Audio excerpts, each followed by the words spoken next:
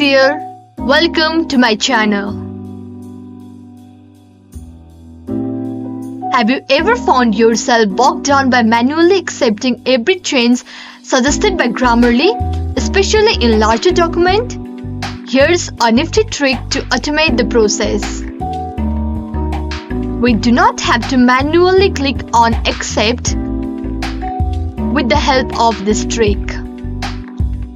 Firstly, open Chrome and type GS Autoclicker in the search bar. Click on the first link that appears and download the tool.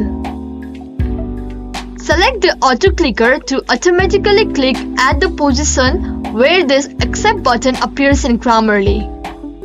Now, when you run Grammarly and apply correction, GS Autoclicker will automatically accept all the changes for you, making the process a breeze.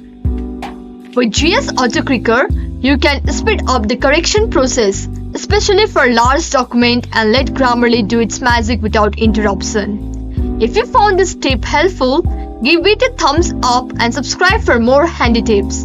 Thank you for watching. Happy writing!